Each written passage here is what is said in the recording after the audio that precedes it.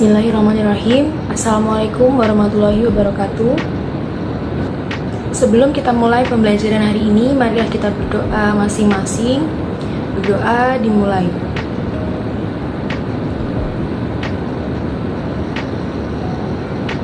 Doa selesai. Baik, alhamdulillah hari ini kita masih bisa dipertemukan kembali dalam keadaan sehat walafiat, meskipun dalam keadaan online ya, karena masih dalam kondisi pandemi COVID-19. Hari ini hadir semua ya.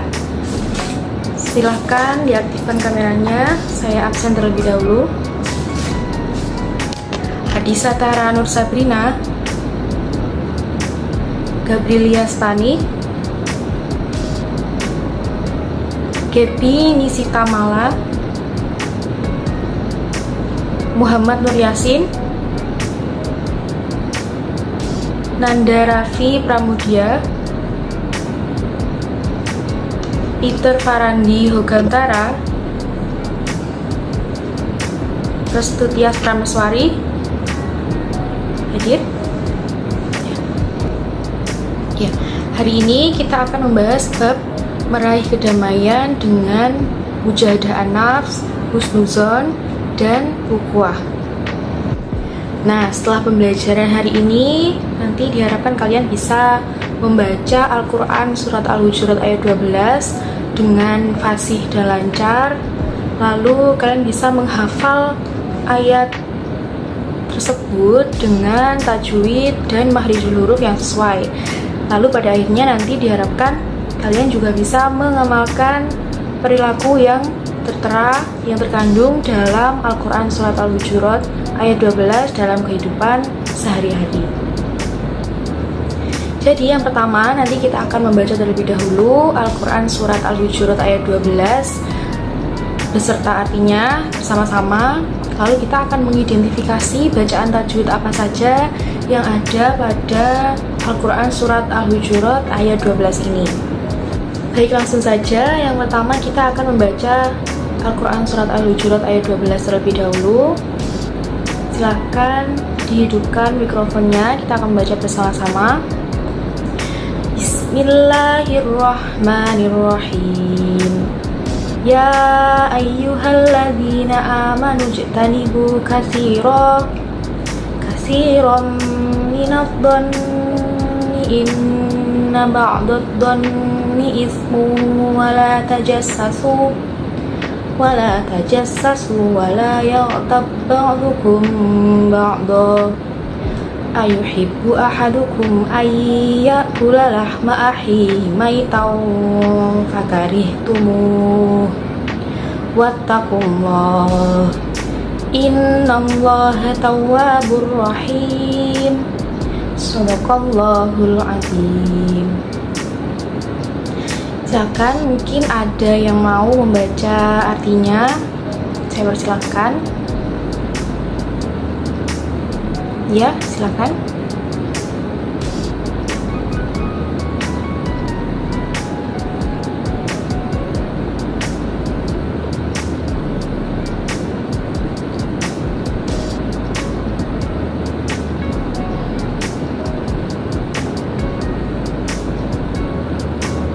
Ya, terima kasih Mbak Restu sudah mau membaca artinya. Lalu yang selanjutnya kita akan mengidentifikasi terlebih dahulu bacaan tajwid yang ada di dalam Al-Quran Surat Al-Hujurat ini. Nah, setelah kita membaca dan tadi sudah diterjemahkan juga, sudah dibacakan terjemahnya oleh Mbak Restu. Terima kasih ya Mbak Restu sekali lagi. Setelah ini kita langsung mengidentifikasi bacaan tajwid yang ada pada Al-Quran Surat Al-Hujurat ayat 12. Mungkin kalian sudah ada yang tahu kira-kira bacaan tajwid apa yang ada dalam Al-Quran Surat Al-Hujurat. Mungkin tadi waktu membaca kalian langsung tahu, wah ini bacaan tajwid yang ini bacaan tajwid yang itu gitu. Mungkin ada yang tahu, silakan. Ya, silakan. Dengan siapa? Mas Nanda. Ya, silakan. Kira-kira bacaan apa tadi yang Mas Nanda lihat, Mas Nanda baca ketika tadi membaca surat Al-Hujurat ayat 12. Bacaan apa? Qalqalah sugro pada lafaz yang mana?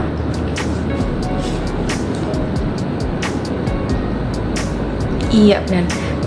Tapi mungkin ada yang bisa menjelaskan karena apa kok bisa disebut qalqalah sugro? Kira-kira kenapa? Siapa selain Mas Nanda? Yang lain ya, silakan.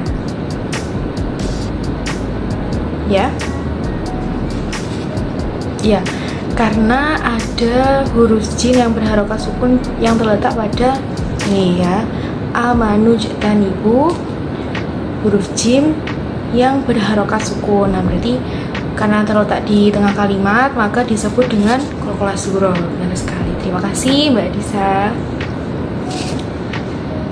Nah, tapi selain dari qalqalah sugro tadi ada juga bacaan tajwid yang terdapat pada Al-Quran surat Al-Hujurat ayat 12, yaitu idgham bi gunnah yang terdapat pada lafaz ismu wala.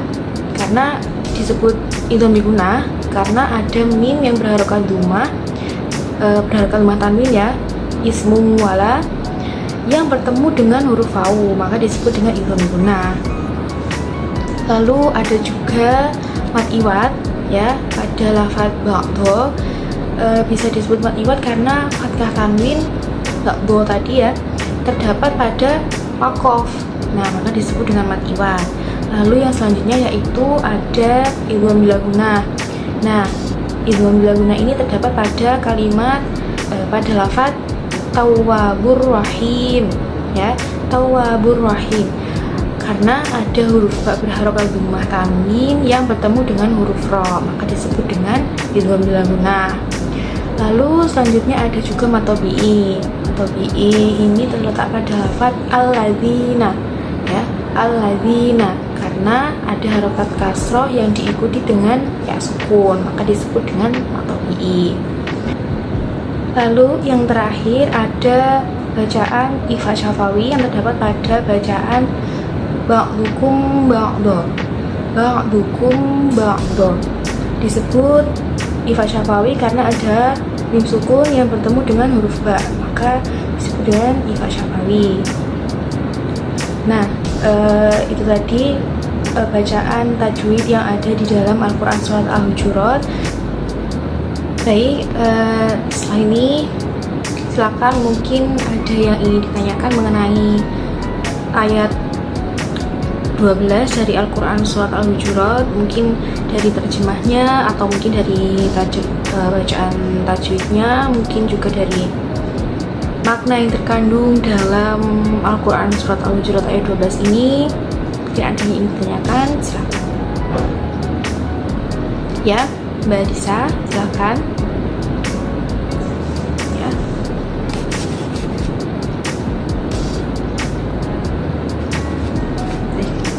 Ditujukan kepada siapa surat ini, dan Allah Subhanahu wa Ta'ala itu dalam surat ini melarang kita untuk melakukan apa? Pertanyaan yang sangat bagus Mbak Disa, terima kasih.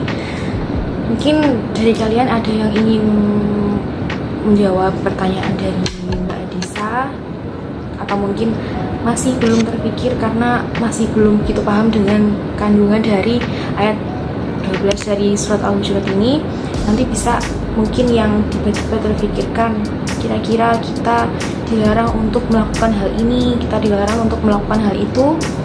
Silahkan nanti kalian tulis di kolom komentar ya, langsung saja. Atau mungkin nanti jika ada yang ingin bertanya lagi, silahkan tulis di kolom komentar.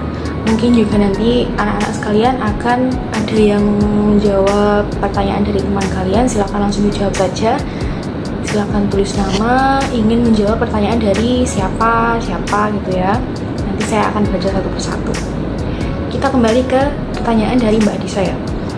Untuk siapa surat ini diturunkan dan Allah melarang kita untuk melakukan apa dalam surat ini?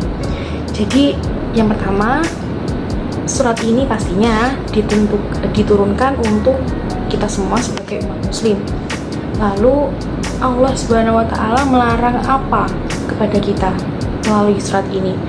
Jadi yang pertama, Allah Subhanahu wa Ta'ala melarang kita untuk berprasangka buruk kepada sesama umat muslim, kepada semua orang, karena rentetan perintah untuk mencegah timbulnya permusuhan.